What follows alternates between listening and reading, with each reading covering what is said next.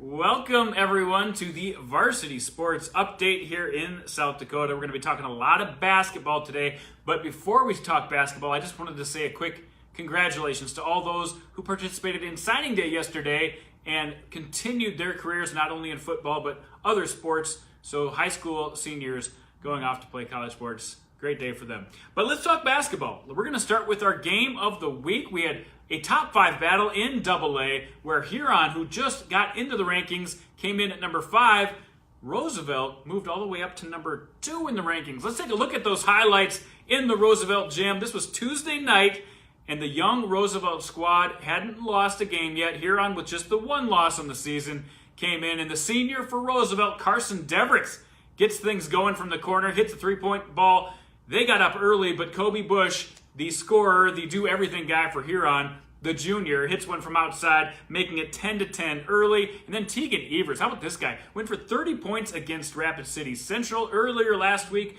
Hits the and one here, and they take a 20-16 lead. But Tyler Feldkamp, that's the guy you want to go to keep things close. He kept it a one-point game. And then Tucker Large, the sophomore. Nice shot, Tucker. And a nice pose, too. That worked well for you. And then the three ball from the outside by Nathan Borns. He went on a personal tear right before halftime, extending Huron's lead. There's the and one by Borns as well. 36-27 lead at the half. Let's move to the second half now, where Huron would extend their lead. Let's look at that again. That is a nice dunk right there.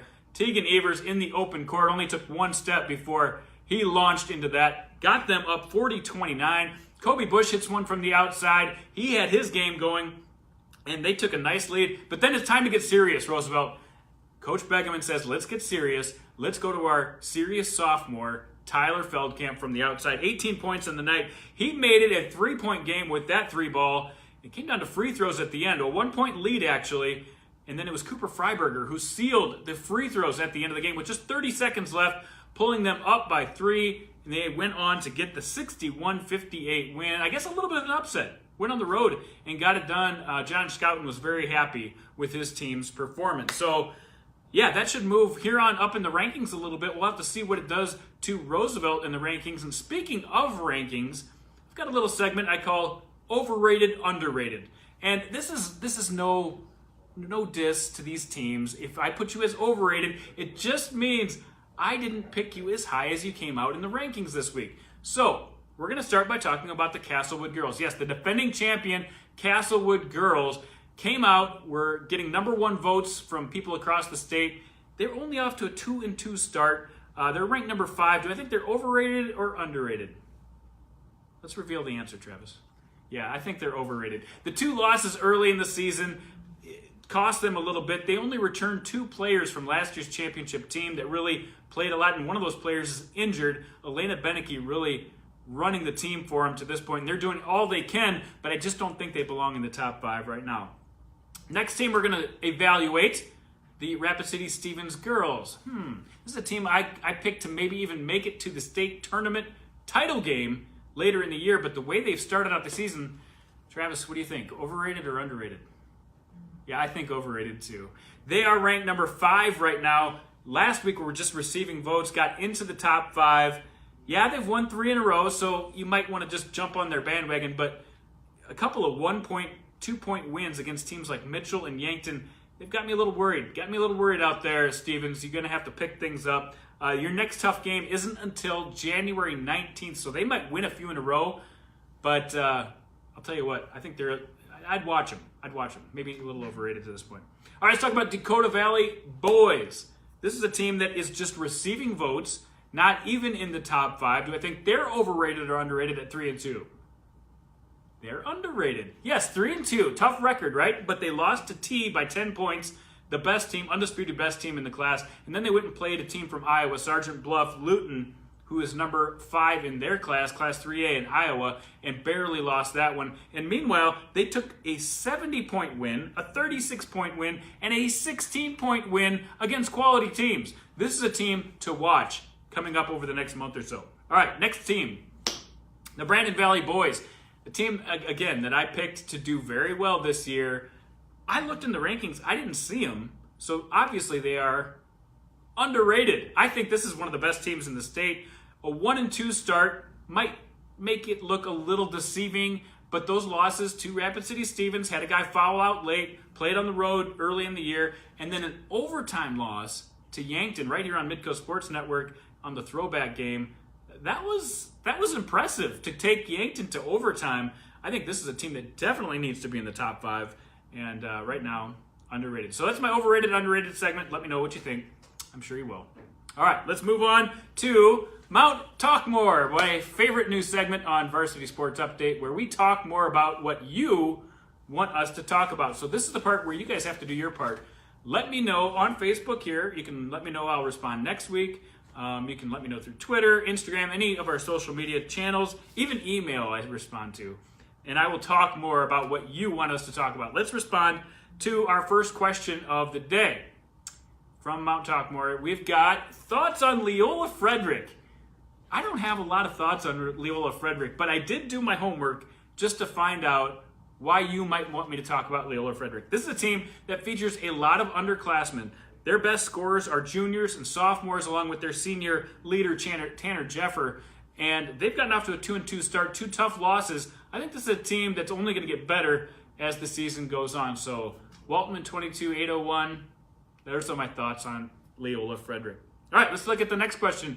Who do I see as an unseen competitor in Class B boys Sweet 16? We're looking a little far ahead talking about the Sweet 16 already, but I think the unseen competitor finally made their appearance in the top 5. Aberdeen Christian, a team that hasn't made a splash statewide yet, but the more and more we watch this Aberdeen Christian team, the more I think they could be a title contender. I think they make a big splash in that Sweet 16 coming up in 2.5 months. So we've got some time to wait on that one. All right, next question. Not really a question. I think West Central will surprise you. Ella Nordic, however you say that. Sorry, Ella. But I think they will surprise me. They have surprised me so far. Off to a 3-0 start, a 21-point win, a 40-point win, and an 18-point win against Central Lyon, a team that's 5-3 in Iowa and is supposed to be a contender in their class. That's a good start for West Central. I think Joe Caffey has got kind of a little program that's building over at West Central. Over the last few years, have had a team that's gotten better and better and better. They've got big games coming up against Canby, Minnesota, and then they play St. Thomas More, just like they did last year, and got the upset.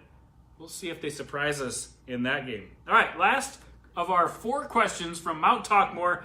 And again, this is how it was tweeted to us by Strandy007. Efficient scores, besides posting the points, how many shot attempts to factor in for players of the week? I think generally what that means is, how do we decide our players of the week? Is it just by point totals? Is it how many shots they take, how efficient they are in the court, assists, blocks, steals, all that? We take all that into consideration. And one of the things we really take into consideration is how well did that player do against good competition. I mean, that's not the only factor, but that is a huge factor. And as we move on to the next part of our show here, we've got the game balls to hand out, the players of the week. And these were announced yesterday on our social media channels. And let's start with the boys player of the week. We've got some video here, I think, of Mr. Jared Jaros, who absolutely went off. He had 2 games this week against city foes.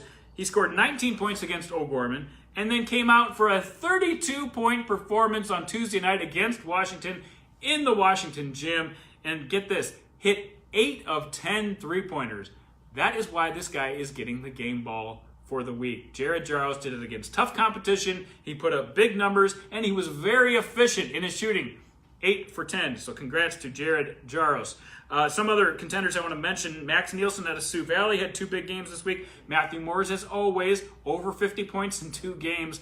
Not a bad week for Matthew Moores, but he's going to have to do better than that to be a game ball winner.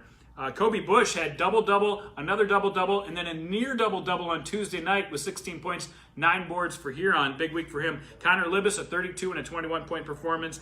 Alec Nelson out of Mitchell Christian, a 39-point performance and a 31-point performance. Many weeks, that will get you the game ball, but Jaros barely gets it there. And then how about Ryder Kirsch? 23 points. He scored 11 consecutive points when they were down by 6 points with 3:40 left in the game for St. Thomas More. Ended up giving his team the victory and overcame that 6-point victory to get a 6-point victory.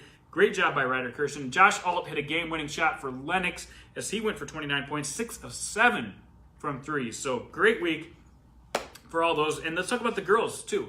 Girls game ball goes out as well. That one went to Laurie Rogers of Warner. And for her, it was kind of a ho-hum week. 18 points, 23 points, 21 points. But her 21-point game, she did it in the first half, didn't even play the second half. So 21 points in a half, as well as a 23 and a 18-point performance. She is one of the best players in the state, headed to Northern State next year. Madison Vlastwin had a big week. Janae Alberts of Bonhomme had a triple-double. We have to mention that. Haley Meyer of Centerville, 37-point performance for her. Huge week as well. And she almost had a triple-double with 6 steals and also added 2 blocks in her performance. So those are our game ball winners. Keep those coming every week. Let us know if you have a good performance. Somebody needs to be talked about in the game ball. We will do that. And here's the actual game ball that we give to those winners. So we will be sending those out to Jared Jaros and Laurie Rogers. All right, what's next? I think we've got milestone moments. Yes. So every week, if there's any milestones, 2,000 rebounds, 1,000 points, 2,000 points, we will try to mention it right here. And Ali Rama of Red Cloud in the LNI, the Lakota Nation Invitational, last Thursday, 7 days ago, hit his 1,000th point. He needed 40 points on the night to get to 1,000. He got it on his last 2 free throws of the game.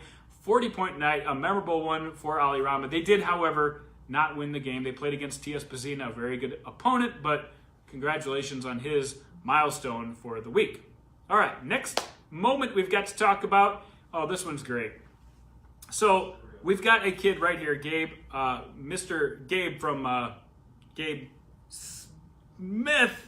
I forgot the name. Is it Gabe Smith on the video there? Yes. Yes, Gabe Smith with Down syndrome in Langford, playing his first JV game, taking his first shot ever, okay? And if you don't know, like me, I had to look this up, but you have to see the end of this video where he does the shoot. So let's take a look at the video here. He takes a 3-pointer. He nails it on his first shot of the game, and then comes down to the other side of the court and look at this dance. That's pretty cool. That's pretty cool. The kid's got moves and he's got a shot. Gabe, you are the man. That is how you get it done on the basketball court. Congrats to Gabe. And people were saying on Twitter, I don't know what was better, the shot or the shoot. I think the shot's better. He takes it from 3-pointer and ices it. They're going to have to guard him a little closer next week. Congrats to you, Gabe, on that. All right. We're going to close out the show with just a quick reminder. We've got the Hoop City Classic coming up next week. That used to be called the Mike Miller Classic.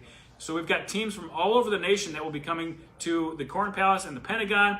We will have highlights of that and hopefully a lot of dunks. Maybe our first Thunder report of the year coming up not next week. We'll wait till the new year to do that. So as always, thanks for watching. Keep us informed of what you'd like to see more. And have a good game out there.